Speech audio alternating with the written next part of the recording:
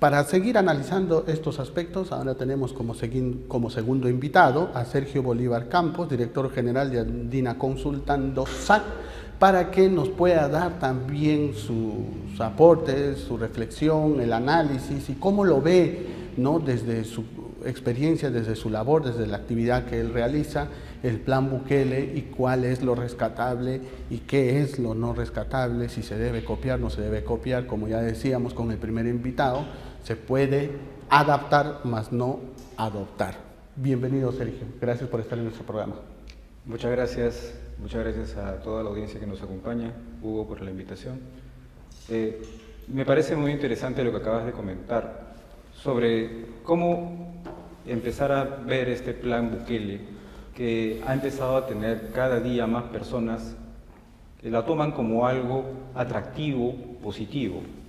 Y es una historia, el modelo Bukele, que inicia prácticamente hace 4 años, cuando él inicia la promesa de terminar con la delincuencia. En su país, él lo ha logrado, y sin duda, ha logrado hacer ese cambio. Se ha puesto dentro de la figura de lo que sería el emblema en contra de la seguridad. Ha terminado con unos flagelos muy importantes que venían de los maras, bandas de pandillas, y estos tenían el control absoluto de los productos que entraban al país.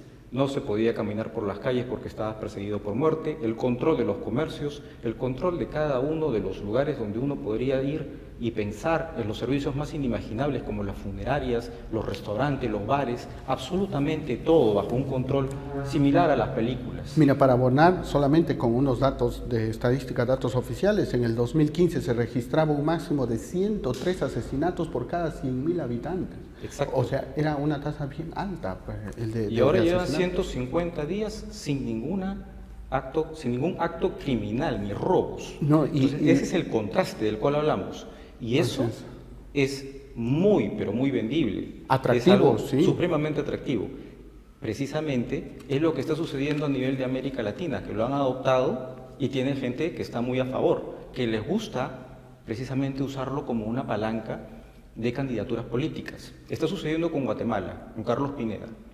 Carlos Pineda, quien finalmente ha sido desechado por la propia autoridad electoral de los comicios, pero no solamente él, sino 2 candidatos más. Está Sandra Torres y también está Zully Ruiz. Todos ellos han viajado a El Salvador y quieren tomarse la foto con Bukele. Tienen similares problemas con el MS-13 en el caso de Honduras, con Xiomara Castro, y también busca exactamente adoptar con las 120 comunidades similares medidas en estado de emergencia. Entonces, lo que se está viendo es mucho más el clamor a favor de cuál es el beneficio tangible para la persona de a pie. Hablamos de la gente común. Correcto. Cada vez más este modelo se discute, no solamente en estos países de Centroamérica, sino también en otros países. Tenemos en Colombia.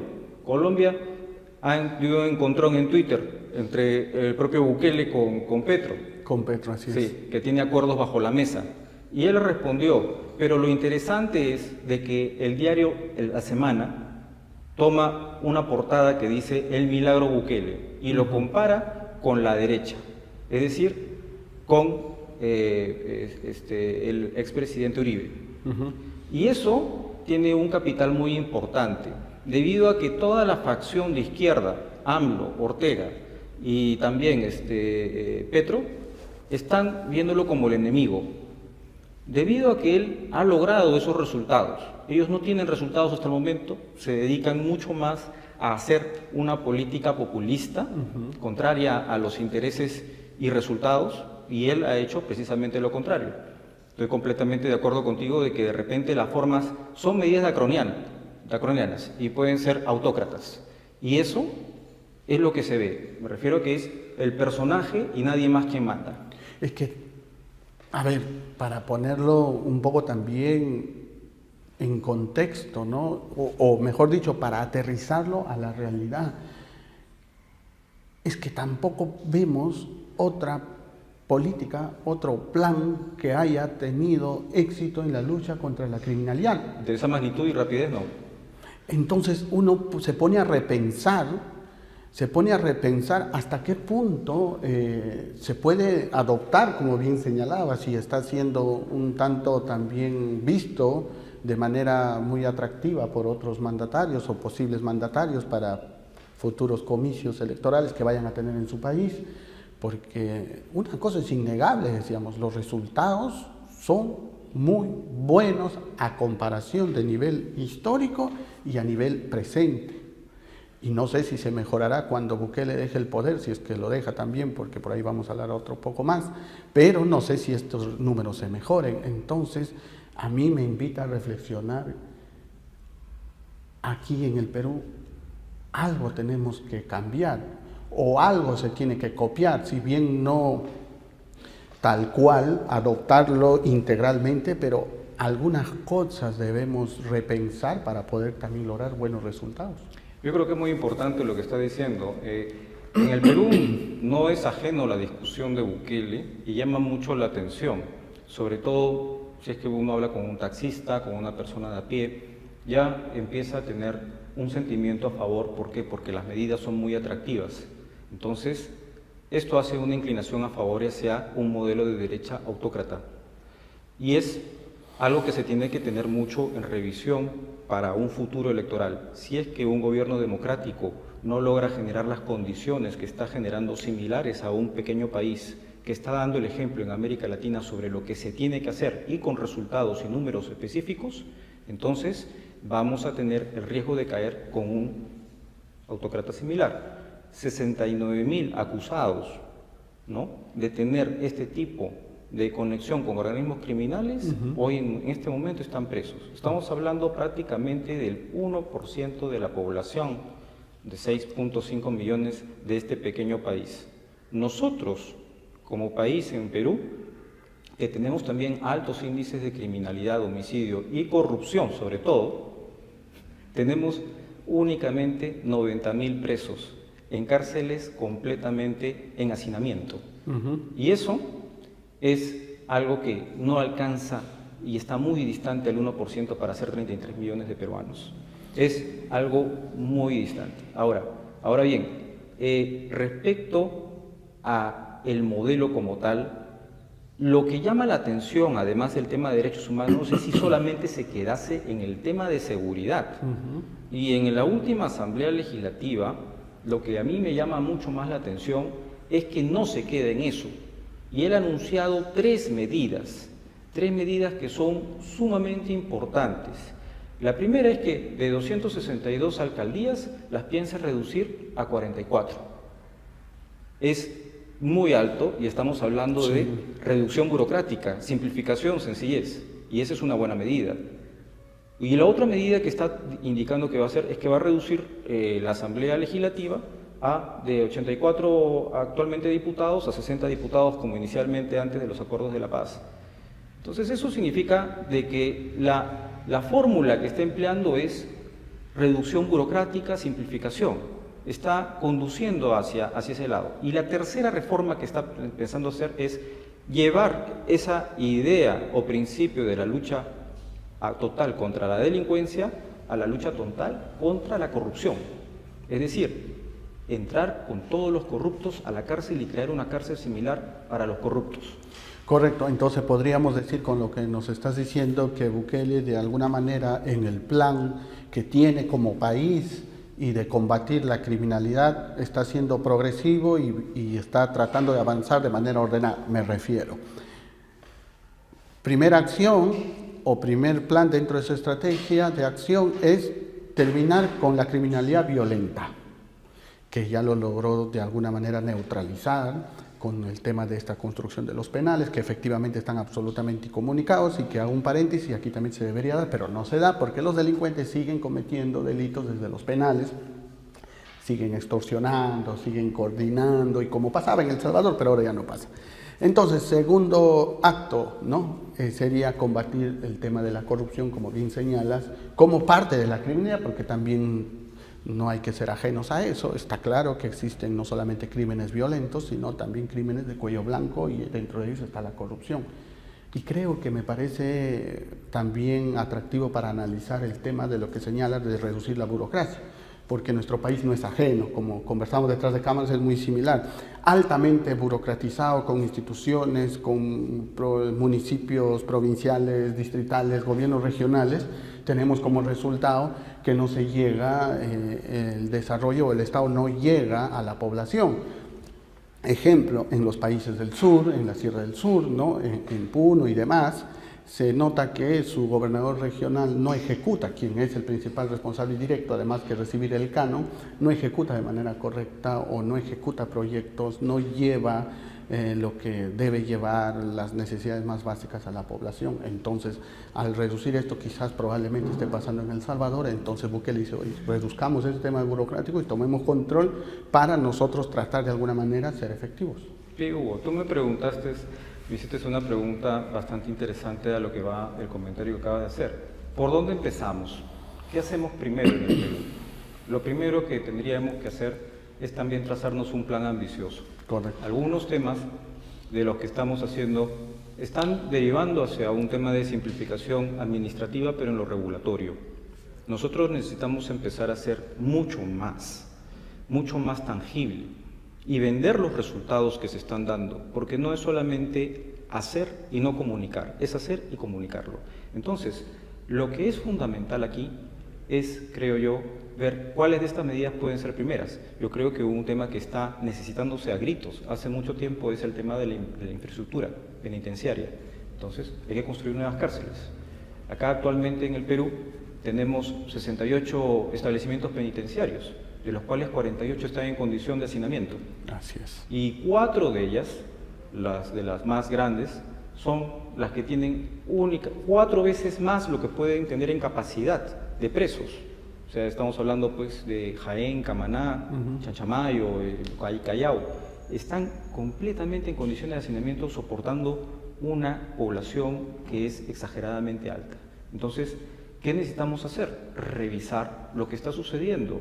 Tenemos que generar nuevas condiciones para que haya nuevas cárceles, establecimientos penitenciarios. Eso es fundamental. Aquí lo que tenemos es nosotros un índice que es bastante relevante y es el trabajo que se ha venido haciendo y está encarpetado en muchos lados, que es cómo generar nuevas cárceles en el Perú, y podemos acudir al sector privado. ¿Por qué no el sector privado? Podríamos trabajar con el sector privado para que se hagan nuevas cárceles y experiencias hay en el mundo. Se le da, realmente no toda la administración completa de la cárcel, hay varias figuras, para eso está el modelo de las asociaciones público-privadas, que se puede designar una parte para que ellos se dediquen a la administración o la gestión del servicio. Pero lo más importante es tener claro qué es lo que queremos finalmente con los presos, qué buscamos con el preso. Nosotros queremos rehabilitarlo, queremos que a futuro sea una persona que se reinserte a la sociedad. Entonces pongámoslos como objetivos a los privados, podría ser una solución. Ese modelo está funcionando en Estados Unidos y una serie de países. Margaret Thatcher lo impuso hace mucho tiempo y desde esas épocas ha funcionado bastante bien en el mundo. Ya hay más de 90 países que tienen cárceles privadas. Queda claro la propuesta también de este tema. De hecho, que es clarísimo atacar y atender este problema de los centros penitenciarios, porque esto ya no solamente lo hablamos nosotros, ya lo habla y se viene hablando año tras año, gobierno tras gobierno, que las cárceles, y hasta se ha convertido en una medida populista, pero nadie lo toma de una manera realmente seria, como una manera de combatir la criminalidad.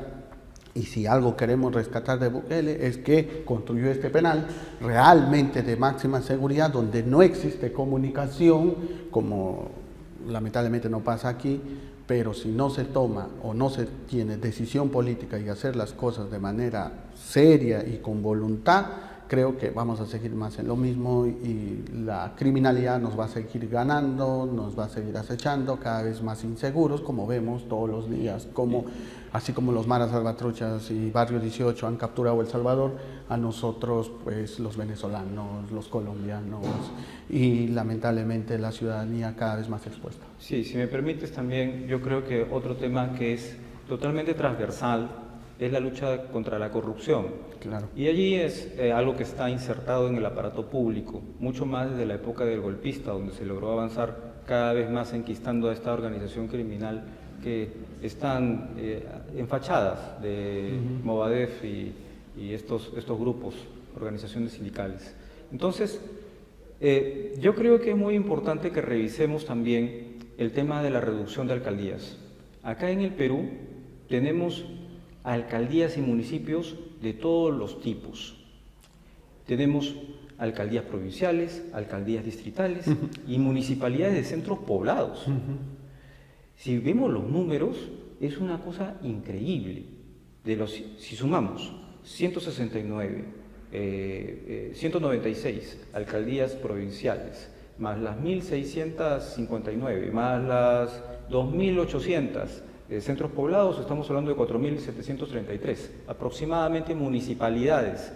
Cada una de ellas cuestan, no solamente tienen al alcalde al cual le pagas de un centro poblado 7.500 soles, sino todo su personal. Tienes al teniente alcalde, tienes a la autoridad que se va a dedicar a revisar el tema tributario, asesor legal, secretario, consejeros, presupuestos que además ellos tienen que recibir de la alcaldía provincial y de la distrital. Entonces, no es que los tengan a disposición, pero se han ido creando nuevas. Desde el año 2020, sin irnos tan lejos, había menos de 2.400, ahora estamos en 400 más. Es un crecimiento exponencial. Entonces, ¿qué es lo que sucede acá? Tenemos que ver cómo reducir esta cantidad, porque no están funcionando. Hay fondos de solidaridad que se hacen con los fondos privados, que se desarrollan junto con las empresas mineras en determinados lugares, y antes estos respondían a los intereses de un solo centro poblado, y hoy en día existen 8, y a los 8 tienen que financiar estos fondos. Correcto.